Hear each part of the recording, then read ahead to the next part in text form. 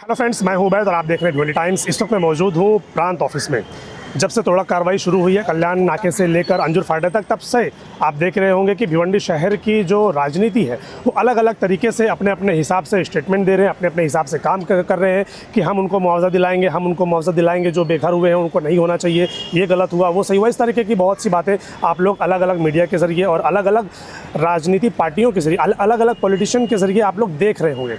अब मैं यहाँ पर मौजूद हूँ क्योंकि बहुजन समाज पार्टी के कोषाध्यक्ष ठाणे जिला के और भिवंडी शहर के प्रभारी नसीम अहमद शेख वो यहाँ पर मौजूद थे और उन्होंने प्रांत को आज लेटर दिया है इसी के ताल्लुक से कि कल्याण नाके से लेकर अंजुर फाटा तक जो तोड़क कार्रवाई हुई और जो लोग उसमें बाधित हुए उनको मुआवजा मिलना चाहिए। आइए हमने उनसे कुछ सवाल जवाब किए हैं और जानने की कोशिश की है कि आखिर क्या उनकी मंशा क्या है, इसके पीछे जानते हैं। आज भिवंडी बहुजन समाज पार्टी के द्वारा आज जो कल्याण नाका से अंजुर फाटा तक जो डेवलपमेंट के नाम पे तोड़क कार्रवाई हो रही है, उस तोड़क कार्रवाई में बहुत सारे घर, बहुत सारे दुकानदार, बहुत सारे जो लोग हैं गरीब मजदूर वो बेघर हुए।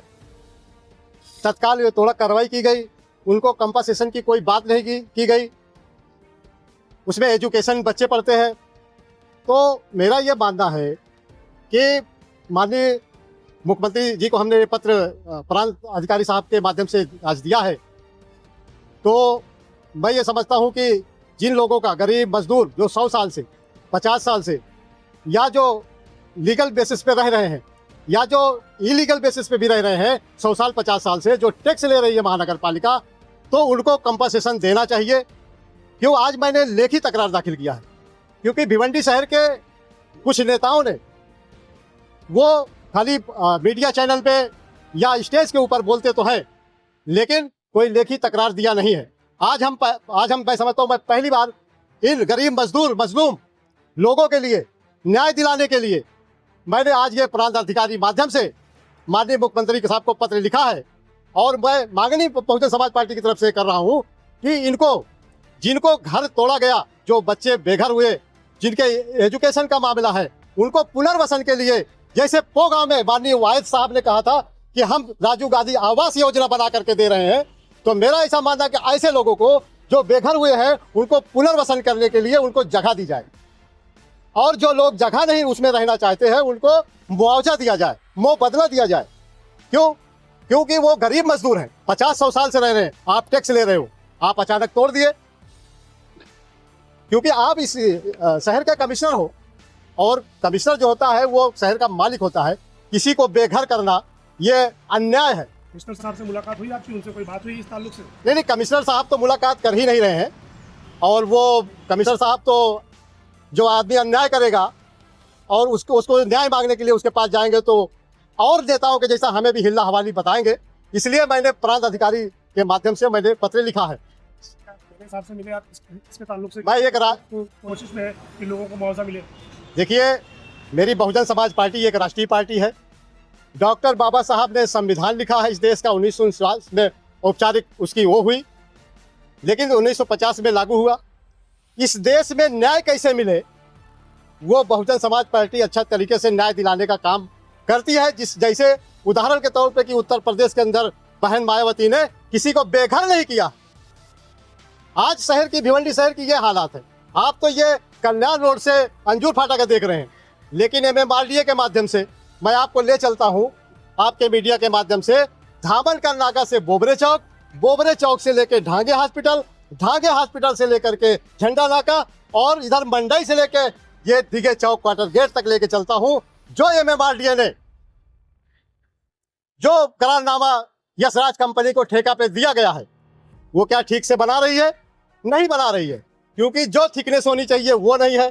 जो 3 टप्पे में बनाने का इनका, बड़ी कंकड़ी डालो, बड़ी पत्थर डालो, फिर छोटे डालो, फिर उस पर कंक्रीट करो, ऐसा कुछ भी दिख नहीं रहा है। रोड को छोटा कर दिया गया है क्योंकि यहाँ जिस तरह से अंजुर फाटा और कल्याण नाका पे कहीं 30 मीटर है तो कहीं 36 मीटर है, तो ये अन्याय है। इसलिए पूरे शहर में एक ही जैसा होना चाहिए। जैसे MMRDA या PWD जो करारनामा करती है उसी करारनामे से रोड बनाना चाहिए। अब आपको लेके चलता हूँ दरगाह दीवान शाह। चाहता हूँ कि जी। काम के बारे में आप बता रहे हैं, जी ये काम पिछले कई महीनों से चालू है, कई महीनों से हो रहा है। जी। आपकी तरफ से, आपकी पार्टी की तरफ से इसके ऊपर क्या प्रतिक्रिया आई? क्या आपने कभी उनको रोकने का काम किया? ठेकेदारों के ऊपर सवाल उठाया आपने कभी कि भाई ये जो आप बना रहे हैं, आप एक साथ क्यों नहीं बना रहे? कहीं छोटा, कहीं बड़ा, इस तरीके का कोई काम आपकी तरफ से नजर नहीं आता? हाँ, बराबर है आपका कहना, लेकिन मैंने ये अभी जिस रोड का मैंने नाम लिया है, थामनकर नाका से लेके बोबरे चौक मंडई, उस ताल्लुक से मैंने MMRDO को पत्र लिखा है। मैंने डिप्टी CM एकनाथ शिंदे साहब को लिखा है, क्योंकि नगर विकास मंत्री है। मैंने जिला अधिकारी को पत्र लिखा है। तो मैंने अपनी कार्रवाई उनके ऊपर कर रहे हैं, लेकिन अभी वो उनका काम है कि वो आके निरीक्षण करें कि रोड किस तरह बन रहा है, किस तरह दबा गया, किस तरह टेढ़ा बनाया गया रोड को। अब आपको ले चलते हैं दरगाह दीवान शाह। दरगाह दीवान शाह से जो रोड आपको मंडी की तरफ आता है, आप कब्रस्तान के पास जाके देख लीजिए, बड़े बड़े नेता वहां पे बात करते हैं स्टेज के ऊपर। भिवंडी को, शहर को बर्बाद करने में कुछ लीडरशिप के लोगों का भी हाथ है। इसलिए उस दरगाह रोड को आप देखिए, ना तो आपको गटर बना रहे हैं, और आज जो कब्रस्तान के पास जो रोड बना हुआ है, मैं समझता हूँ 40 फीट है। दरगाह दीवान शाह से लेकर बर्फ फैक्ट्री तक 60 फीट है। वहां से बर्फ फैक्ट्री से लेकर के वो रोड जो है 40 फीट है, मंडई तक, भांगे हॉस्पिटल तक। वो रोड आप जाके सर्वे करिए, आपके चैनल के माध्यम से कह रहा हूँ कि आप सर्वे करिए, 10 फीट रोड है वो।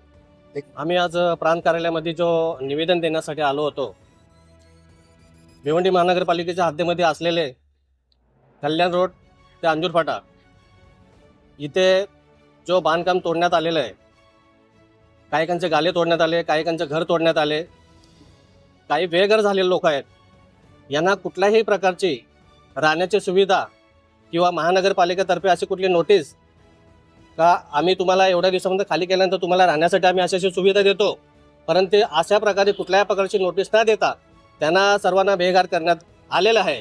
तर माझा भिवंडी महानगरपालिका कमिशनरला माझं बोलणं आहे का बेघर केलेल्या लोकांना तुम्ही सहकार्य करावा, त्यांना न्याय देण्यात यावा, त्यांचं जे नुकसान झालेलं आहे ते नुकसान त्यांचं भरपाई करून त्यांना त्यांचा फॅमिली जे रस्त्यावर आलेले आहे त्यांना कुठेतरी त्यांना स्थानसाठी त्यांचा जो राहण्याची सुविधा आहे ते तत्काळ करण्यात देण्यात यावी, ही माझी त्यांना कमिशनरला एक निवेदन आहे।